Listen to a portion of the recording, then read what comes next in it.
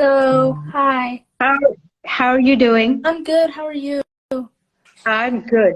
First of all, I just wanted to thank you. I've heard from your peer group that you already have an exam tomorrow and you made a commitment to me and you're on still. So thank you. Yeah, it's no problem, of course. I'm excited for you. Yeah, I'm really excited about a conversation with you today, Nikki, and I wanted to first and foremost actually congratulate you on your incredible achievement of getting accepted into Stanford. So congratulations. Thank you. Thank you so much. Yeah, I'm really excited and grateful for the support I got throughout the application process. So, yeah, thank you so much. No, I was doing my research before getting on a chat with you. So, gratitude is, you've begun with gratitude, so I'm going to keep it there. It's a great dopamine creator. But, I was looking at Stanford's acceptance rate and it is 4%. So you should own your success and congratulations again. Thank you. And honestly, Nikki, when I was, bringing you on for this conversation, I had a moment of self-doubt. And I said, what do we do when we bring on somebody who's had success? And what do we really signal to others? So what I wanted to try to do today was really to focus not on this massive mountain that you climbed, but really on the thought processes, the habits, your way of approaching literally your middle school years and getting to where you got. So everybody's got their own Stanford, right? Everybody's got their own mountain. For some of us, it's just taking our grade from B to B plus. So I really wanted to delve into some of, what you've been doing and what you started to do and how you got here, really, the process. Okay. Is that good? Yeah. Yeah. Okay. So first of all, tell me, when did you start sensing that you wanted to achieve good grades, wanted to focus on your work? How early, was that? Were you 13, 14? How did it all come together for you, sort of on a vision for yourself? I think if there was a time, it would just be in middle school in general. Yep. I don't know why I was concerned about my grades in middle school since they're not that important. But I think more than the grades, I was also really focused on the particularly focused on the learning habits. I know those were usually like more important to me almost because they talked about like perseverance and all. Yep. So I think middle school would start, but the grade factor definitely became more important in high school. Okay. And it's 1 minute to 9, but I really did want to wait for the audience to come on before you begin to speak around this learning habit journey. I want you to think of a time literally in grade 8 or 9 when you're saying in your middle school years. What strikes you about yourself when you reflect and say, I wanted to focus on my learning habits? What did you really mean? What do you mean by that? I think one aspect of my learning habits, not just through middle school, but also high school, was just like how much I talked and engaged in class. I think that's been one of my setbacks because usually I think I'm generally a more reserved person, but I realized getting to middle and high school, the people who were more vocal, they tended to do better. And I didn't know how to change that because that was just part of my personality. Like I didn't talk that much. So I think it wasn't a setback, but it was something I wanted to improve on. So I was always like, oh, what about my learning habits? Like, do they think I'm not talking enough in class? So I think one of the ways I overcame that was just through extracurriculars. I think I learned to find my voice outside of school. For example, like one of the things I'm looking at a radio show host, like I'm trying to volunteer on that. And that's outside of school. So I think one thing that's important to do is sort of thinking outside the box. You don't always have to find things where it's expected because people say you can find your voice in school, but you can do it anywhere. So I think that aspect of learning habits didn't come through school and it just came through passions outside. So I think that was important for me. That's very interesting. So you have a challenge, which is you're assuming that your challenge is, your sort of personality, which is not allowing you to really engage that much vocally in school, but you find this inspiring passion area outside of school, and that ignites. And it's interesting that you're saying that, Nikki, because all sort of motivation theory is about interest. And I think when you find interest, it's pretty interesting how much you can push yourself. And for you, from being somebody who doesn't talk to having a radio show, I think that's the first Stanford that you breached. So if you can just use the analogy of Stanford as this new breach barrier, so that's great. Tell me a little bit more about what you learned by engaging in this outside school activity around some critical skills for yourself that then played a great role in your academic performance. I think one of the main things was like about resilience and grit itself. For example, when we were working on the campaign for Shankar the elephant, we got a lot of resistance because not everyone's going to encourage you throughout the process. There are always going to be people telling you it's not feasible. So I needed to learn more optimistic about things and get demotivated and like boxed in by people who are not encouraging. So learning to focus on like the one reason you should do something rather than the 10 reasons you shouldn't do something. And it was just a lot of like resilience required throughout that process. And one thing I also learned is not everything is about that final output, the final outcome, which I thought, like for example, right now Shankar is not out of the zoo yet and we're still trying, but throughout the way like the small victories are sort of what matter. And I think even throughout our journeys, like the final outcome is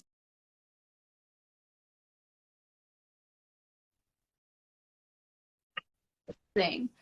Oh, sorry, you're frozen. Nikki, that's okay. Nikki, tell me a little bit, for everybody who's joining right now, we talked about your community radio show and your commitment to Shankar, but give us a little bit of context. What were you trying to do with Shankar? So for everybody joining right now, I wanted to know what was your goal there?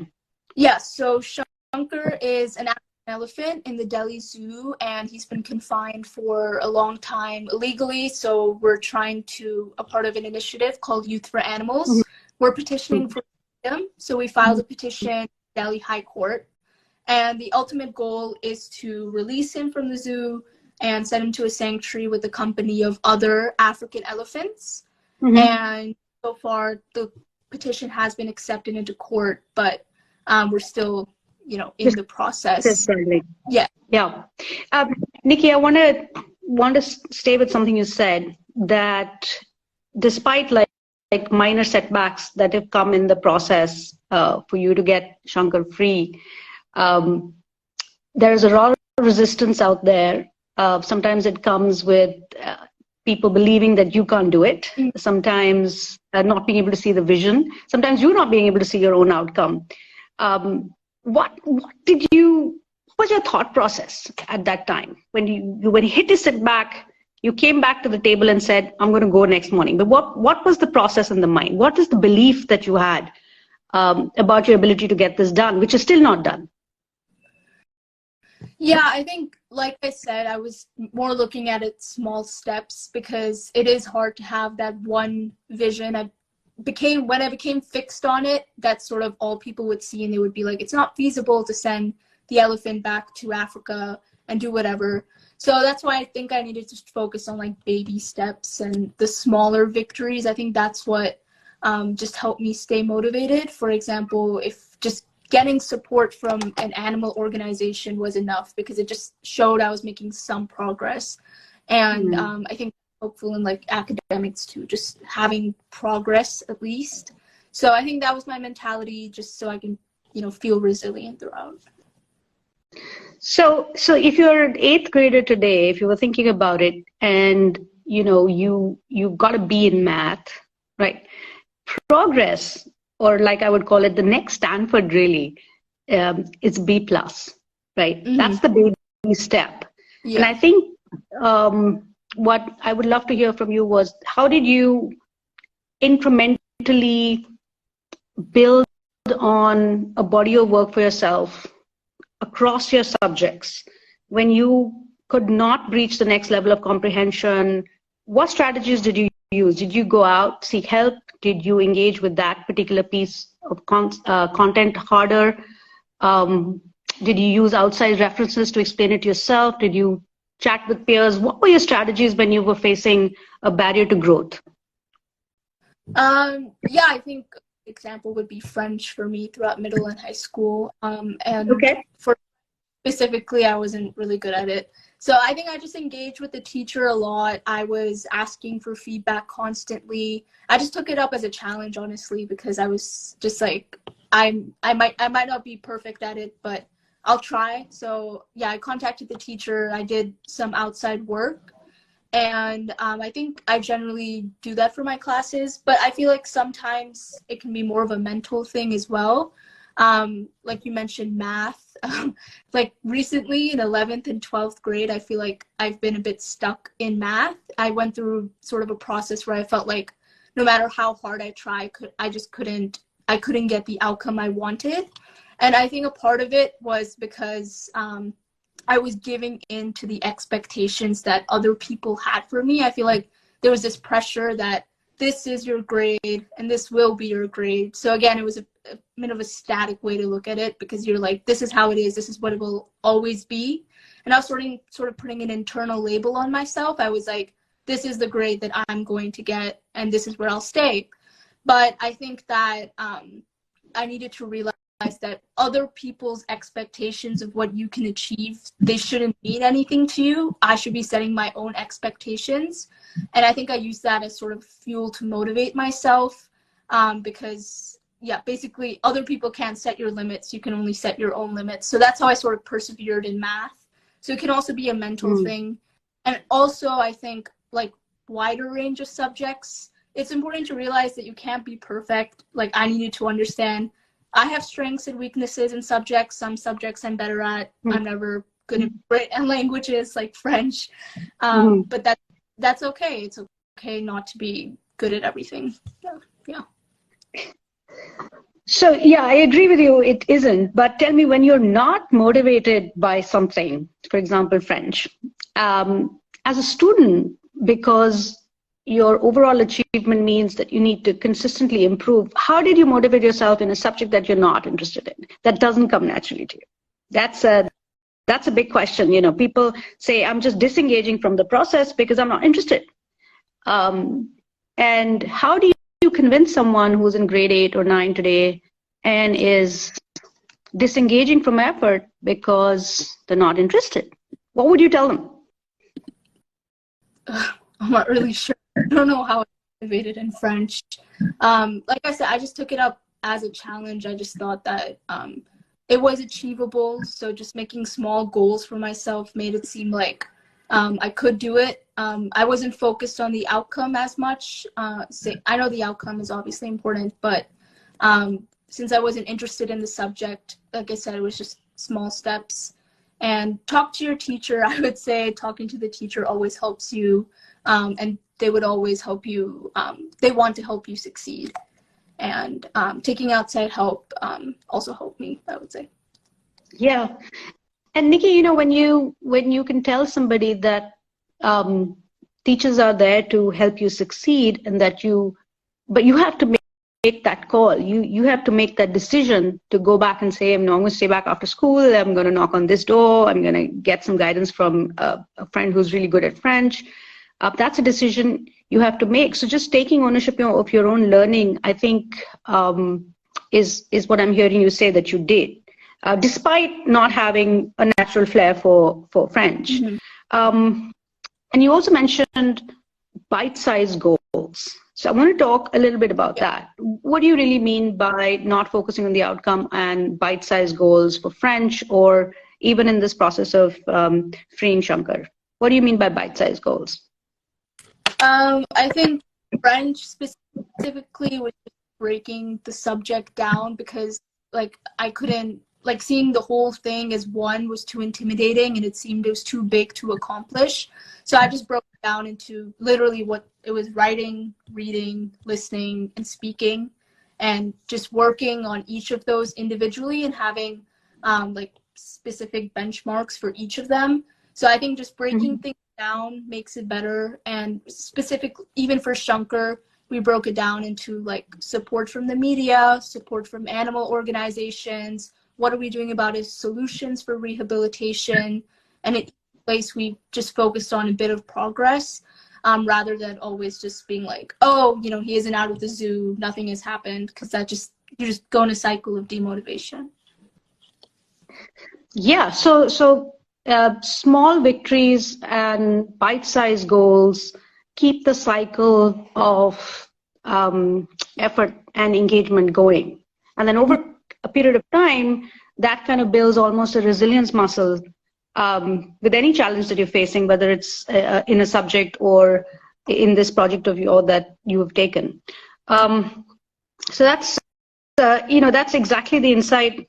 I think we all need to understand that we can't always focus on an outcome and decide on how motivated we are, because that exact outcome is not yet visible even to ourselves, right? Yeah. So yeah. Tell me a little bit about, while I was setting this conversation up with you, I was actually pleasantly disappointed, if that's a word, where you did not immediately respond to my texts. And I was actually delighted at that, because in a world of distraction, and your middle school years and high school years are full of that, full of distraction.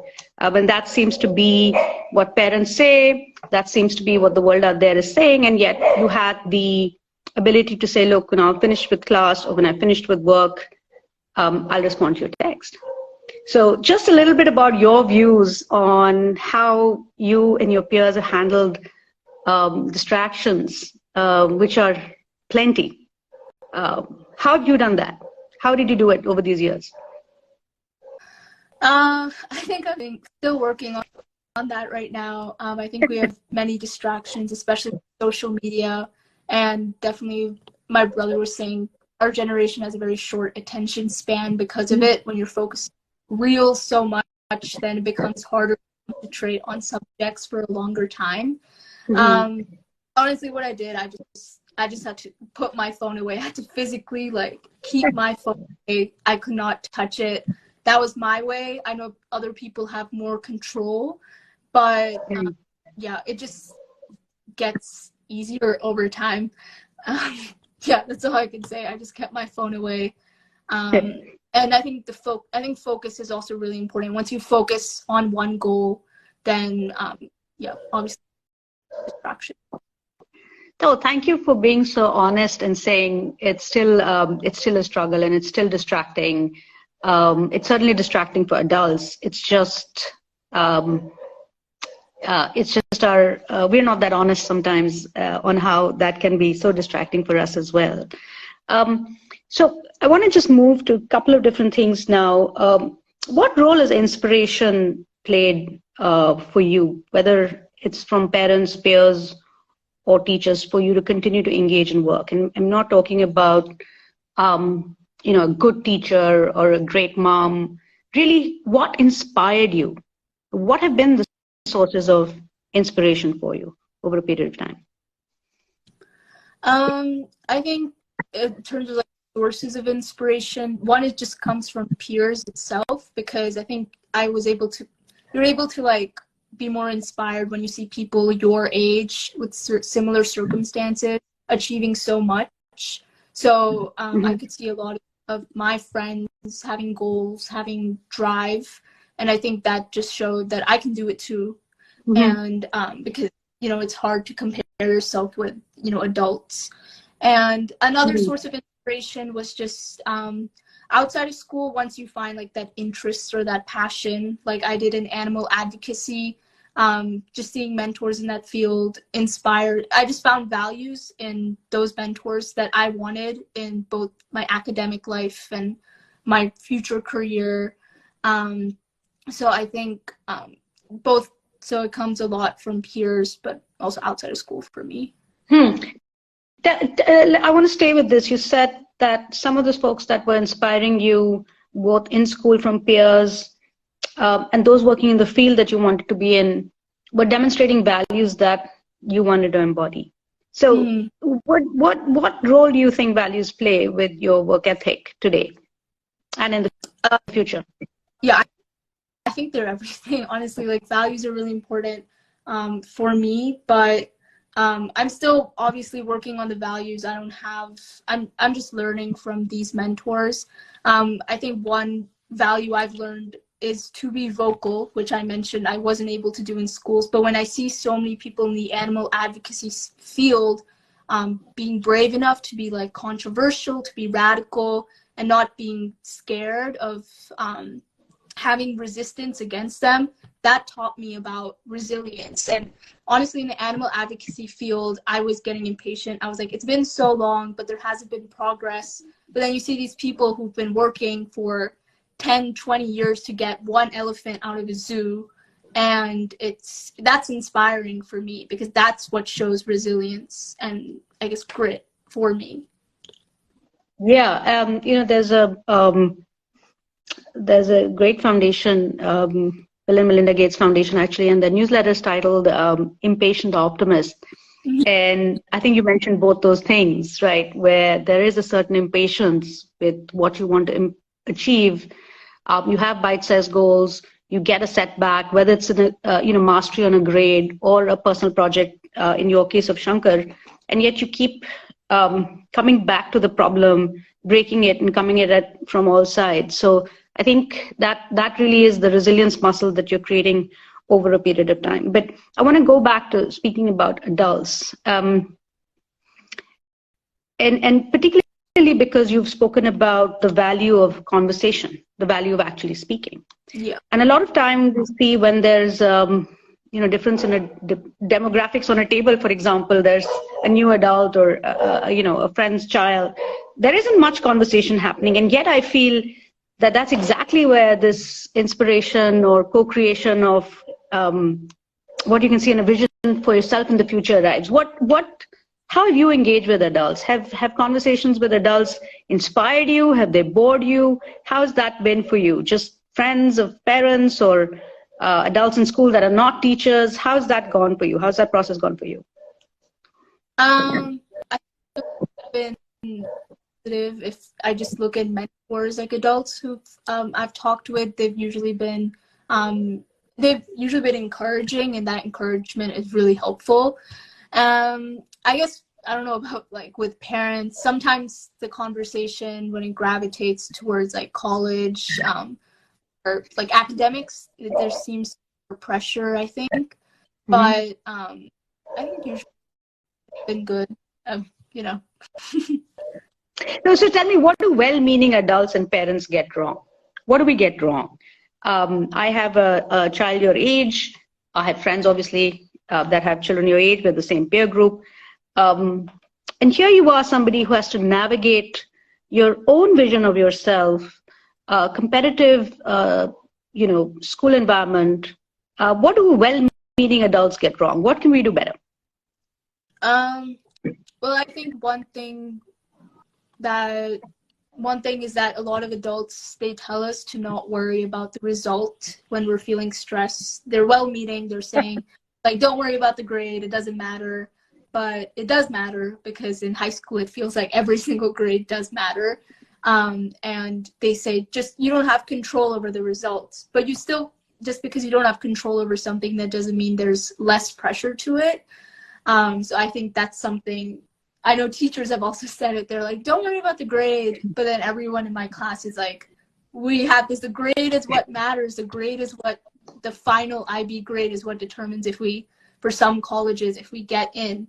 So I definitely think keeping that in mind, that also the times, like the time is different. I feel like with my parents, that's also sort of a like difference, because we had there are different pressures and stakes when they were young and they were in school. So I think that also creates just a generational difference. So what does a parent do when somebody gets not such a good grade? If there's this pressure that's saying, don't worry about it. But if there is, you want to hear, look, I hear you, you're disappointed, but let's spend another hour or two doing it. What would you rather hear us say? I don't know. I guess like acknowledging that the grade is important to you, maybe not saying that, oh, it doesn't matter, the grade doesn't matter, because you know it matters to the student. So acknowledge, yes, I'm sorry, but I think just focusing moving forward, just like I think my parents usually are always like, okay, you got this grade, what are you going to do to change it? How are you going to fix it? And I think that's a good mentality to have generally, because it allows like me to take ownership of my learning. So that's why I've sort of gotten more positive attitude towards grades. It's not, oh, I got this grade. It's how am I going to make it better next time? Yeah, so it's almost like you got to be realistic, right? If you do have a grade that you're not happy with, then you need to figure out a couple of strategies to get it up if you want to do that, and that requires additional or different effort. And I think what I'm hearing you say is that it's just better for a parent to be realistic with the situation rather than to sugarcoat it, because the reality is that it would matter, and it certainly does matter to you. So yeah, with the parents listening, I think what we need to possibly do is to manage the well-being around some of these setbacks that children face with grades, but also then create a path, if they want to show them how to take ownership of their own learning. Yeah. So again, I'm going to ask you one more question. There is this inner world of young people that's your age group, that I think sometimes we are unable to really capture its pressures and its motivations. How do we engage better with your age group, with you, just as an adult? What do you think we should be doing? Should we be listening more? Should we be guiding more? Should we be guiding less? Should we be expose you to different kind of people so that you can sort of see what's out there for yourself? What's your advice for adults like us? Sorry, you were frozen. Yep. I think one important thing that helped me was, I think there's a role in pushing your child their comfort zone. I think that's really important, because I know I wouldn't have done a lot of things when I was young if it weren't for my parents. And when I first thought, I was, why are you being so controlling? Like, just let me do it myself. But I feel like in your early stages of life, you need that motivation, you need that push. Sometimes you need to be forced to do things. And I'm so grateful that I was forced to do so many things, because in some of those things I found my passion. So I think that like encouragement to go outside your comfort zone and take risks is really is pretty important as a role of a parent. Yeah. Can you speak of a specific area where you were encouraged to actually push a barrier? Yeah, I think one example was for like the what is it called? The class council. Class council in 8th grade. I did not want to make a speech in front of the whole grade and talk, because, like I said, I did not like talking. But my parents, they encouraged me. They were like, you should do this. So I was completely against it, but I'm so glad I actually made the speech, because I didn't even have confidence to talk in front of people. But it really helped me later on in life. So really grateful for that. So again, this time a barrier breached with the right nudge, and what I would call an initial safe place to test something new, right? A class council position, for example, to push your barrier and say, look, I'm going to make that speech and let's see how it goes, as opposed to I'm not going to do it. A lot of clarity does come from engagement and not thought. And I think sometimes, you do have a situation where a great nudge like that can help you breach a bit of a barrier. Yeah. Nikki, I'm going to talk about this one quote that I think over a period of time you're referring to it, but I want to speak a little bit more about it. The great philosopher Aristotle said, we are what we repeatedly do. And excellence then is not an act, but a habit. So I want to go back to some of the study habits that you have had since an 8th grader or 9th grader. break it down and tell us, because if there's a middle schooler listening to you right now, they can really learn from the body of work that you've created for yourself over a period of time. What worked for you? What study habits in particular worked for you? Study habits. Yeah, I think I'm still working on managing my time, but I think a really important study habit is like a way to actually understand the content is making connections with everything that you read. That's really, really helped me. For example, for biology, I would review everything individually, but now I'm reviewing the entire thing for my mock exam on Tuesday. And I realized the importance of like when you connect everything in biology, it makes so much more sense. And I've actually gotten a deeper understanding of it. So I think that making connections within your learning is always really, really helpful. And another one would be, let me think. I think, another really important one is accumulating all your mistakes that you've made. I know what I do in math. Every time I make a mistake in math, which is a lot of times, even in class, I always write it down and I always put a star next to it. And at the end of the unit, I accumulate all those mistakes and I write them down and I review them. And then I think that's really helpful because you don't want to repeat the mistakes you've made, obviously. Yep. So I think for some math, that's really helped me. And just always another way, I made a schedule, a to-do list every day. It doesn't really work out, but I usually do more than what I think I can accomplish because I'm trying to be ambitious and I at least get some of those things done. So I think just put what you think you can do. And I always, connecting back to the small victories, I always have an overall list of my pending tasks, like all of my IAs. And I keep checking them off, and at the end of the year, I look at all of them, and that just shows how much you actually do accomplish in a year. So it does. It helps you stay motivated, I guess. Oh, absolutely. I'm gonna talk about all of those three. The first thing is this connections, right? Often when curriculum is being delivered in class, you deliver the curriculum both as an educator and you receive it as a student, but there's this overarching connection drawing, context setting work that doesn't happen in a classroom sometimes. So how did you manage to step back from just the delivery of it and make those connections? Did you have discussions around it? How did you manage to make that layer of connection on top of the content that was being delivered? Outside of just sort of memory, how did you contextualize the content? I think I always try asking questions. I always try to make, like, I would ask the teacher, oh, is this connected to this area of learning? And then they would talk about it. And that would just give me confidence that it is connected. And I would always try to remember the key words because teachers usually emphasize the key words that they're using because they want us to make those connections. So I would usually compile keywords and then I would like try to recall from that. And yeah, I'm just thinking about biology. Usually just reviewed everything and then saw that I was like, oh my God, everything is so connected. And it's so much more interesting when it's connected too. Yeah, and you know, Nikki, you're saying that, but actually there's, pretty solid brain science behind that. Recalling and memory is one aspect of your brain, but endured understanding actually comes once that connection is drawn.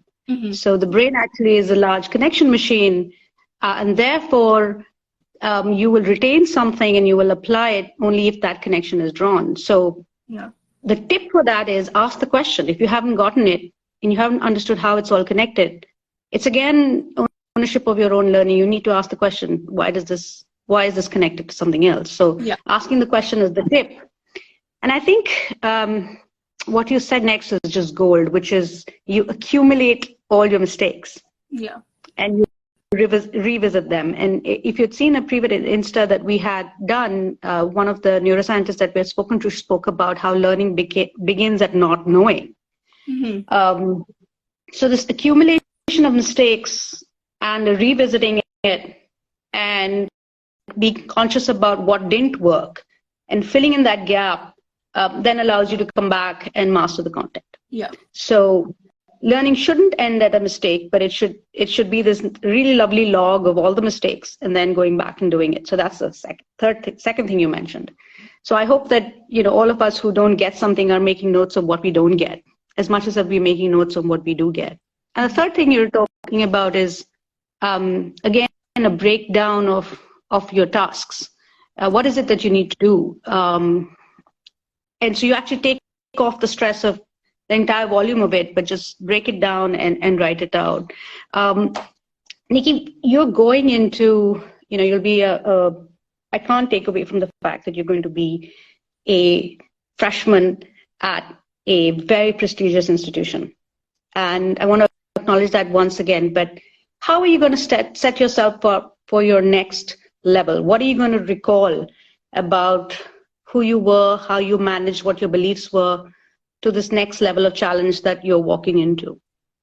Yeah, I think I'm definitely going to have to deal with more, like, quote unquote failures when I go, because it's not going to be an easy transition, obviously. So I think I just have to keep in mind, the growth mindset that I'm still improving. Just because I've reached one milestone, that doesn't mean that I still can't learn more. And one thing I really need to improve on is my time management. So I think working on not procrastinating and making a schedule is one of my next big steps. And I think especially right now, I need to focus more on long-term goals. In high school, it's very short-term. It's like next test, next test. But now in college, it's like you have to plan ahead. So I think in that aspect, that's something I need to work on. That's fantastic. No, I'm sure that you've built this grit and resilience in planning and accumulating mistakes and going back and engaging with your content for so much time. And I'm sure you'll be able to accomplish a sort of next level of challenge, which is going to be university for you. But what is if you could look back at your 8th grade self, or if you had a sibling or a friend who was 13 or 14, what message do you have for them as they set themselves up for, but also keeping their well-being in mind? I think it's really basic, but I think balance is really important. I wish I had maintained more balance when I was in not in 8th grade, but in like early high school. Having on like your physical health. It was also, I don't see it as either you're good at academics or you have good physical health. Like, they're probably connected, because you want, like, exercising, having enough sleep. That was important. That just made me, I guess, more academically focused. So I think that balance would be really important at that stage. And another advice would just be that, like, expect people to underestimate you no matter where you are. People are not always going to be encouraging. And but you can't conform to other people's expectations. You have to set your own boundaries, and you have to set your own goals. So yeah, great. And you've already shared sort of tips for parents, which is that we could be a little bit more realistic in acknowledging where you want to go and offer the support, rather than be dismissive about something that's important to you, in this case, which is great. But just for some fun towards the end, what's the silliest question an adult has asked you about your future? I don't know. I'm not sure. I think just asking at really early ages. I was probably in 7th grade. What do you do in life? And they get annoyed when you don't have an answer. And even in 9th grade, like, I had no idea, and I was so confused. I was like, I'm 14. I don't know. Like, I'm literally just taking my IB. I haven't even gotten into the IB. Even in 10th grade, I had no idea. So it's a lot of pressure. They're just like, what do you want to do? Blah, blah, blah. Yeah. Yeah, that is a funny question. We still don't know what we really want to do. But Nikki, I want to just take away a couple of key points from our discussion. First is that you, from the outset, wanted to focus on sort of micro habits rather than the outcome. Engage with the process. You also spoke about feedback. If we haven't had enough time, feedback feels really bad. I mean, it's important for you, but it feels bad. How did you get past the feeling of getting feedback? Because it doesn't always feel good. Yeah. I used to have a hard time getting feedback. The thing is, just don't take it personally. The feedback is a reflection of your work, not of you.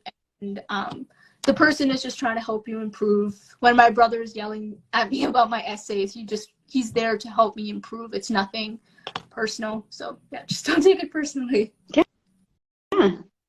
Feedback is actually focused on the work and not the person, and I think it's such an important thing for growth. In fact, it's critical if someone can look at your draft and say, look, make a revision, and you'll see that you'll be able to get a better draft. So it's a work in progress.